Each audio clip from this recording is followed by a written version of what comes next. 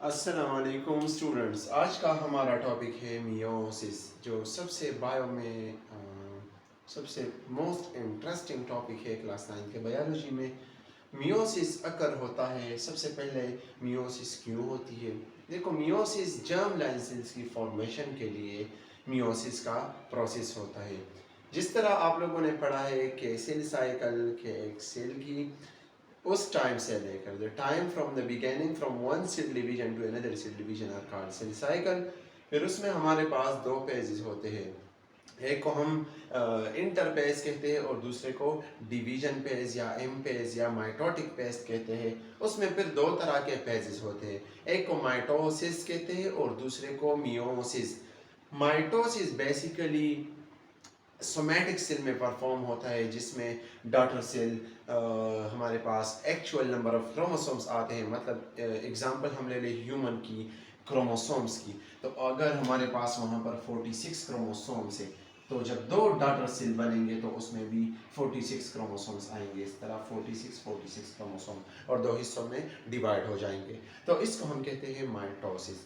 और अब germ line sales में जर्म लाइन सेल वो सेल जो इन्वॉल्व होते हैं in the production of new organism, तो उसको हम जर्म लाइन सेल्स कहते हैं। और वही जर्म लाइन सेल्स, उसमें नंबर ऑफ क्रोमोसोम्स हेप्लॉइड होते हैं। हेप्लॉइड एक ऑर्गेनिज्म से आते हैं, हेप्लॉइड दूसरे ऑर्गेनिज्म से, और ये दोबारा डिप्लॉइड हमारे पास 2n ऑर्गेनिज्म बनाता है। तो इस प्रोसेस की वजह से, मतलब डिप्लॉइड सेल है और वो हेप्लॉइड सेल उससे बनना, तो उस प्रोसेस के लिए हमने मियोसिस परफॉर्म करना है। अच्छा, अब स्टार्ट करते हैं कि meiosis is the type of cell division which occur in germ line cells. Germ line cells तो आप लोगों ने सीख लिया। इसमें दूसरा पॉइंट क्या है कि number of chromosomes are half. Number of chromosomes haploid होंगे। ठीक है। अच्छा, और रिजल्ट में कितने सेल आएंगे? 4 डॉटर सेल आएंगे। डॉटर सेल हमारे पास 4 डॉटर सेल्स आएंगे। ठीक है, 4 डॉटर सेल्स आएंगे हमारे पास, लेकिन हेप्लॉइड होंगे। अच्छा, अब स्टार्ट करते हैं मियोसिस की पेजेस की। तो अगर एक सेल है हमारे पास, यहाँ पर मैं ड्रा करूँ कि ये सेल है। इस सेल ने सबसे पहले इंटरफेस को लाजमी क्रॉस करना है। इंटरफेस का जो गेट है, मतलब उसका जो प्रोसेस है, उसमें लाजमी वो आएगा। उसके बाद ये मियोसिस फर्स्ट और मियोसिस सेकंड में अपना कदम रखेगा, मतलब अपना प्रोसेस कंटिन्यू रखेगा। तो चलिए स्टार्ट करते हैं मियोसिस फर्स्ट के पेजेस को और मियोसिस सेकंड के पेज को। मियोसिस फर्स्ट बेसिकली हमारे पास सबसे इम्पोर्टेंट पेज है, जिसमें सारे जेनेटिक वेरिएशंस होते हैं, कैजमेटा फॉर्मेशन होते हैं, और उसमें क्रॉसिंग ओवर होती है, और जीन्स जो है, मतलब डीएनए या क्रोमोसोम्स अपना जेनेटिक इंफॉर्मेशन शेयर करते हैं between the other chromosomes. So इसी वजह से ये सबसे इम्पोर्टेंट पेज है। और meiosis two just like mitosis है, मतलब सिर्फ अपने एक सेल से दो बनाने हैं। ठीक है, तो चलिए स्टार्ट करते हैं मियोसिस फर्स्ट को। मियोसिस का फर्स्ट पेज है। फिर मियोसिस सेकंड जो है वो इसका सेकंड पेज है। सबसे पहले मियोसिस फर्स्ट होगा। तो जिस तरह आप लोगों को मैंने सीक्वेंस बताया है कि प्रोपेज, मेटापेज, एनापेज एंड टेलोफेज, लेकिन इसके साथ फर्स्ट जो 1 लिखना है ये लाजमी है, क्योंकि मियोसिस फर्स्ट में सारे प्रोसेस आ रहे हैं। अच्छा, अब इनको याद किस तरह करना है? एक सिंपल सा फार्मूला, या तो पी मेट से याद करें। पी मेट किस तरह? पी मेट। या अगर किसी को ये याद नहीं रहता कि पहले टेलोफेज आ रहा है, एनाफेज, मेटाफेज या प्रोफेज, तो प्राइम मनिस्टर ए टी। ये एक सिंपल फार्मूला है इसको याद करने के लिए, इस सीक्वेंस को याद करने के लिए। और जब ये सीक्वेंस आप लोगों को याद हो जाता है कि पहला कौन सा पेज आएगा, तो फिर अदर लेक्चर जो है, जितना सारा प्रोसेस हो रहा है, वो बहुत इजी है। अच्छा, अब स्टार्ट करते हैं प्रोफेज फर्स्ट को। तो प्रोफेज फर्स्ट जो मियोसिस फर्स्ट का है, सबसे पहला वाला पेज है। इसमें क्या होता है कि जो सेंट्रियोल है, सेंट्रियोल से स्पिंडल फाइबर एराइज होते हैं। ठीक है, सेंट्रियोल एक ऑर्गेनेलिस है जो प्रेजेंट होते हैं इन द एनिमल सेल, और इसमें इससे स्पिंडल फाइबर एराइज होते हैं। धागेनुमा स्ट्रक्चरों को स्पिंडल फाइबर कहते हैं। और इस यही स्पिंडल फाइबर का फंक्शन मैं इंशाल्लाह बताऊंगा कि किस तरह ये स्पिंडल फाइबर क्रोमोसोम्स की सेपरेशन करते हैं टुवर्ड द अपोजिट पोल्स। तो चलिए स्टार्ट करते हैं प्रोपेस फर्स्ट। प्रोपेस फर्स्ट में ये स्पिंडल फाइबर मतलब सेंट्रियोल जो है वो अपोजिट पोल पे चले जाते हैं। इससे इस तरह के छोटे छोटे दागे नुमा स्ट्रक्चर एराइज होते हैं जिसको कहते हैं स्पिंडल फाइबर्स। अच्छा, उसके बाद क्या होगा कि जो कंडेंसेशन की प्रोसेस होगी, मतलब ये क्रोमोसोम्स की बनना होता है, ठीक है। कंडेंस होते हैं तो ये हमारे पास क्रोमेटिड बनाते हैं, डीएनए जब कंडेंस होते हैं क्रोमेटिड, फिर उसके बाद उसकी एक इस तरह की एक जोड़ा आ जाता है जिसको सिस्टर क्रोमेटिड कहते हैं, और फिर ये जो है हमारे पास अदर सिस्टर क्रोमेटिड इसके साथ लग जाती है और ये फुल हम इसको क्रोमोसोम्स का नाम देते हैं। अच्छा, अब बात करते हैं कि यहाँ पर क्या हो गया। सबसे पहले सेंट्रियोल ने जो है स्पिंडल फाइबर बना दिए, उसके बाद जो है कंडेंसेशन की प्रोसेस हो गई, हमारे पास क्रोमोसोम्स बन गए, और यही क्रोमोसोम्स हम लेते हैं कि एक अलग प्रोसेस होता है। इधर न्यूक्लियस के अंदर एक डार्क रीजन होता है, डार्क रीजन जिसको हम न्यूक्लियोलस कहते हैं, न्यूक्लियोलस। तो यही न्यूक्लियोलस जो है वो डिसअपियर हो जाती है, डिसअपियर। उसके साथ साथ जो है न्यूक्लियर इन्वॉल्व डिसअपियर हो जाती है, मतलब गायब हो जाता है, ठीक है। तो न्यूक्लियर इन्वॉल्व क्या हो गया, disappear, first point. Second point condensation की प्रोसेस हो गई, और थर्ड पॉइंट जो है वो स्पिंडल फाइबर हमारे पास बन गए। तो प्रोपेज 1 हमारे पास कंप्लीट हो गया, लेकिन इसमें एक अदर प्रोसेस है, मियोसिस में है, माइटोसिस में नहीं। मियोसिस में है कि आप लोगों ने देखा है कि यहाँ पर मैंने 2 क्रोमोसोम्स बनाए हैं। तो जब ये कंडेंसेशन की प्रोसेस होती है मियोसिस की प्रोपेस फर्स्ट में, तो उसी टाइम दोनों क्रोमोसोम्स एक मदर से आया होगा और एक फादर से, या एक मेल से आया होगा और दूसरा फीमेल से आया होगा। अब ये मेल एंड फीमेल की क्रोमोसोम्स जो है ये हमारे पास इस जोड़े को हम होमोलोगस पेयर कहते हैं, होमोलोगस पेयर ऑफ क्रोमोसोम्स। जब होमोलोगस पेयर ऑफ क्रोमोसोम्स बन जाते हैं तो उसी टाइम ये अपने यहाँ पर जो आर्म है, जो बाजू है क्रोमोसोम्स का, तो यही बाजू ये हमारे पास क्या करते हैं, इस तरह की ओवरलैपिंग करते हैं, क्रॉसिंग ओवर करते हैं, जिसको हम कहते हैं इस वी शेप को, इस तरह का ऊपर की साइड नीचे की साइड पर भी इस तरह का वी शेप बना है, और ऊपर की साइड पर भी बना है, ये ऊपर की साइड पर और नीचे की साइड इस तरह का एक शेप बना है। यहाँ पर आप गौर से देखें तो इसको कहते हैं क्याज्मा या क्याज्मेटा फॉर्मेशन। सबसे एमसीक्यूज में अक्सर आ जाता है कि what is chiasmata formation. So crossing over के बाद जो मतलब जो एक्स शेप बनता है हमारे पास, ऊपर की साइड से वी शेप आपको दिखाई दे रहा है और नीचे की साइड बेसिकली ये इस तरह का एक्स शेप होता है। इसको कहते हैं, इस छोटे से जेनेटिक वेरिएशन जो शेयर करते हैं बिटवीन द 2 क्रोमोसोम, इसको हम कहते हैं क्याज्मा या क्याज्मेटा फॉर्मेशन। तो एक पॉइंट आप लोगों को क्लियर हो गया। अब बात करते हैं सिनेप्सिस। सिनेप्सिस किसे कहते हैं, 2 चीजों का आपस में मिलना। तो यहाँ पर 2 क्रोमोसोम्स की टेलोमियर मिल रही है ना, जो आर्म है वो मिल रहे हैं, तो इसको हम कहते हैं सिनेप्सिस, ठीक है। और यहाँ पर क्रॉसिंग ओवर, तो आप लोगों को पता है कि जेनेटिक इंफॉर्मेशन की शेयर करना, उसको हम क्या कहते हैं, क्रॉसिंग ओवर। उम्मीद है यहाँ तक ये सारा प्रोसेस आप लोगों को समझ में आया होगा। तो प्रोपेज 1 में क्या होता है, न्यूक्लियर इन्वॉल्व डिसअपियर हो जाता है, क्रोमोसोम्स की बनना होता है और क्रॉसिंग ओवर हो जाती है, या सिनेप्सिस हम कहते हैं, या क्याज्मेटा फॉर्मेशन हो जाती है, और homologous pair of chromosomes between वो अपने जेनेटिक इंफॉर्मेशन शेयर करते हैं। सबसे इंपॉर्टेंट पेज जो है मियोसिस का, और पूरे सेल साइकिल में सबसे डिफिकल्ट, जो स्टूडेंट को ज़्यादा डिफिकल्ट लगता है, तो वो प्रोपेज फर्स्ट है। उम्मीद है इस प्रोपेज पर कुछ ना कुछ आप लोगों को समझ आया होगा। अच्छा, उसके बाद अब मैंने सिर्फ 4 क्रोमोसोम्स दिए हैं, मतलब इस तरह का ऑर्गेनिज्म है जिसमें सिर्फ 4 क्रोमोसोम्स है, क्रोमोसोम्स 4 क्रोमोसोम्स है। ह्यूमन के अंदर कितने, 46 क्रोमोसोम्स।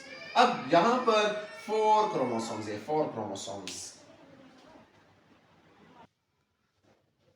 अच्छा, फिर उसके बाद अलग पेज स्टार्ट होता है जिसको हम मेटापेज कहते हैं। प्रोपेज कंप्लीट हो गया, प्रोपेज फर्स्ट, मेटापेज है। मेटापेज में क्या होता है कि जो स्पिंडल फाइबर की मजीद टाइप्स है, वो इंशाल्लाह नेक्स्ट लेक्चर में आप लोगों को समझाऊंगा कि स्पिंडल फाइबर की छोटे छोटे दागों को क्या कहते हैं, और ये जो बड़े बड़े धागे होते हैं जो एक दूसरे के साथ मिले उसको क्या कहते हैं, और उसी धागों को क्या कहते हैं, वो फाइबर्स को क्या कहते हैं, जो क्रोमोसोम्स की सेंट्रोमियर के साथ अटैच होते हैं। सेंट्रोमियर क्या है, क्रोमोसोम्स की ये मिड पॉइंट है, इसको हम सेंट्रोमियर कहते हैं। अच्छा, अब मेटापेज में ये इक्वेटर प्लेट, उस पे सारे क्रोमोसोम्स आ जाते हैं, लाइन हो जाते हैं, यही वाला जो है यहाँ पर ये सारे लाइन हो जाते हैं।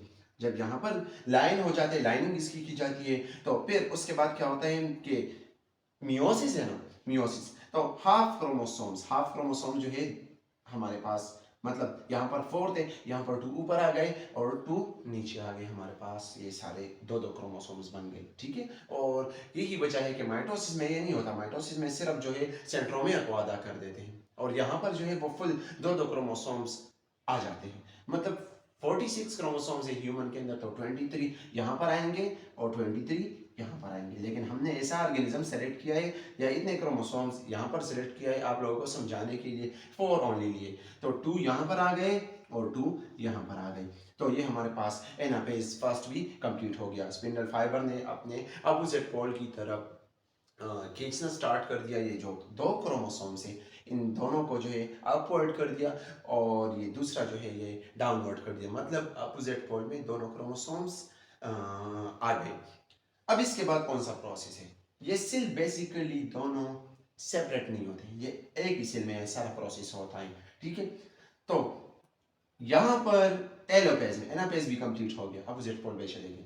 टेलोपेज में सबसे पहले ये न्यूक्लियर एनवलप रीअपियर हो जाता है, इस तरह टेलोपेज में न्यूक्लियर एनवलप रीअपियर हो जाता है।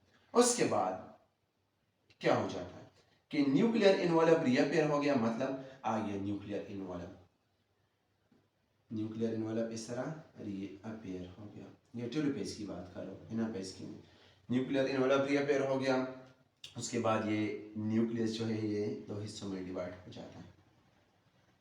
और ये जो सबसे स्टार्ट में हम पढ़ रहे हैं ये बेसिकली कैरियोकाइनेसिस, ये सारा प्रोसेस कैरियोकाइनेसिस है। यहाँ तक जो है सारे स्पिंडल फाइबर्स खत्म हो गए, सेंट्रियोल अपनी जगह पर गए, न्यूक्लियर इनवॉल्व रीअपेयर हो गया, न्यूक्लियोलस भी बन गया, ठीक है, न्यूक्लियोलस भी बन जाता है। और नंबर ऑफ क्रोमोसोम्स कितने हैं, 2 मतलब 23 तो दो सेल हमारे पास बन गए। यहाँ पर मैंने 2 क्योंकि 4 क्रोमोसोम्स दिए तो 2 यहाँ पर आ गए और 2 यहाँ पर आ गए, हमारे पास 2 हेप्लॉइड सेल बन गए, मतलब नंबर ऑफ क्रोमोसोम्स हाफ हो गए। तो यहाँ पर मियोसिस फर्स्ट कंप्लीट हो गया, मियोसिस फर्स्ट इज कंप्लीट। अच्छा, अब बारी आती है मियोसिस सेकंड की। मियोसिस सेकंड में हम सिर्फ इस एक सेल को सेलेक्ट करते हैं, दूसरे में भी यही सेम प्रोसेस होगा, मैंने सिर्फ इसी सेल को सेलेक्ट कर दिया। तो मियोसिस 2 में ये वाला सेल है, ये आ गया, यहाँ पर तो न्यूक्लियर इनवॉल्व रीअपियर हुआ था, ठीक है, और दोबारा इससे डीएनए बन गए थे, मतलब अनकॉइल्ड हो गया था। दोबारा ये क्या करेगा, कंडेंसेशन की प्रोसेस स्टार्ट करेगा। जब कंडेंस होगा तो इसमें कितने क्रोमोसोम्स है, 2 क्रोमोसोम्स है, 2 क्रोमोसोम्स है। और मैंने आप लोगों को बताया था कि जस्ट लाइक माइटोसिस, तो इसमें कौन सा फेज फर्स्ट आएगा, प्रोपेज सेकंड क्यों, क्योंकि मियोसिस 2 है। चलिए मैं यहाँ पर लिख लेता हूँ कि प्रोपेज 2, मेटापेज 2, एनापेज 2 एंड टेलोपेज 2। प्रोपेज 2, मेटापेज 2, एनापेज 2 एंड टेलोपेज 2। ये हमारे पास मियोसिस 2 की तरफ जाते हैं, तो मियोसिस 2 में प्रोपेज 2 है, मेटापेज 2 है, एनापेज 2 है एंड टेलोपेज 2 है। तो यहाँ पर जो है क्या होगा कि प्रोपेज फर्स्ट में जो न्यूक्लियर इनवॉल्व था ये दोबारा डिसअपियर हो जाएगा, कंडेंसेशन की प्रोसेस होगी। लेकिन क्रोमोसोम्स कितने होंगे, हाफ होंगे, एक ही सेल है ना, पेरेंटल सेल में अगर हाफ क्रोमोसोम है तो डॉटर में भी वही आएंगे। तो यहाँ पर ये 2 क्रोमोसोम्स हमने सेलेक्ट कर लिए, सेंट्रियोल से स्पिंडल फाइबर बन गए, लेकिन ये पे नहीं है। तो मेटापेज में क्या होगा कि ये इक्वेटर प्लेट या मिड प्लेट में जो है वो सारे क्रोमोसोम्स को लाइन कर देते हैं और स्पिंडल फाइबर इसके सेंट्रोमियर के साथ अटैच हो जाते हैं। जब सेंट्रोमियर के साथ ये स्पिंडल फाइबर अटैच हो जाते हैं तो फिर ये क्या करते हैं, एनापेज 2 में ये अपोजिट पोल पे इनको लेके जाते हैं और यहाँ पर क्रोमोसोम्स कितने हो गए, वही नंबर है। क्रोमोसोम्स देखो, सेंट्रोमियर से हम काउंट करेंगे, सेंट्रोमियर से। अब फॉर एग्जांपल यहाँ पर मैं ड्रा कर रहा हूँ, ये एक क्रोमोसोम्स है, ये क्रोमोसोम्स हो गया क्योंकि इसके अंदर एक सेंट्रोमियर है। अब इसकी एक पेयर हम जोड़ा लेते हैं, ये भी क्रोमोसोम्स है। तो अगर यही क्रोमोसोम्स अपना सेंट्रोमियर क्या कर दे, आधा कर ले इस तरह, तो ये अलग क्रोमोसोम्स बन जाएगा, ठीक है, और यही वाला अलग बन जाएगा, ठीक है। तो ये अलग क्रोमोसोम्स है और ये अलग। यहाँ पर कोई जो है वो हेप्लॉइड और डिप्लॉइड की बात नहीं हो रही, मतलब सेम क्रोमोसोम एग्जैक्ट कॉपी बन गए, ठीक है। तो यहाँ पर अपोजिट पोल में अलग क्रोमोसोम्स आ गए, मतलब नंबर ऑफ क्रोमोसोम सेम होंगे, और इस अपोजिट में भी सेम होंगे। लास्ट में क्या होगा कि टेलोपेज में जिस तरह यहाँ पर हुआ था टेलोपेज में कि न्यूक्लियर इन्वॉल्व रीअपियर हो गया, न्यूक्लियोलस बन गया, और उसके साथ साथ जो है वो फिर न्यूक्लियस की डिवीजन हो गई, मतलब सेपरेशन होगी, तो एक सेल में फिर दो न्यूक्लियस आ जाते हैं, ये एक आ जाते हैं और ये दूसरा। उसके बाद क्या होता है, ये सेल दो हिस्सों में डिवाइड होते हैं, लेकिन नंबर ऑफ क्रोमोसोम्स कितने होंगे, 23 या हम इस तरह लिख सकते हैं कि 2 क्योंकि हमने 4 सेल को सेलेक्ट किया, 4 क्रोमोसोम्स को सेलेक्ट किया था, ठीक है। और अगर ह्यूमन की बात करें, क्योंकि हम ह्यूमन में पढ़ते, बुक में ह्यूमन का दिया गया है, तो वहाँ पर 23 आ गए, ये एक ही सेल से 23 आ गए। अब दूसरे सेल से भी वही प्रोसेस होगा, तो यहाँ पर भी 23 2 सेल आ जाते हैं, मतलब 2 सेलों में ये डिवाइड हो जाते हैं। तो ये हमारा मियोसिस कंप्लीट हो गया। उम्मीद है आप लोगों को मियोसिस समझ में आया होगा। अच्छा, मियोसिस क्यों होता है, देखो जेनेटिक वेरिएशन के लिए होता है। दूसरी बात यह है कि अगर माइटोसिस होती है तो वहाँ पर अगर एसेक्सुअल रिप्रोडक्शन की भी बात करें तो डिजीज पेरेंट में मौजूद है तो बच्चों में डायरेक्टली ट्रांसफर हो सकता है, लेकिन मियोसिस में जेनेटिक वेरिएशन होता है और इसी वजह से चांसेस है उस डिजीज़ के, लेकिन 100% ये लाजमी नहीं है कि ये बच्चों में ये डिजीज़ ट्रांसफ़र होगा। चलिए नेक्स्ट लेक्चर में मिलते हैं। अल्लाह हाफिज़।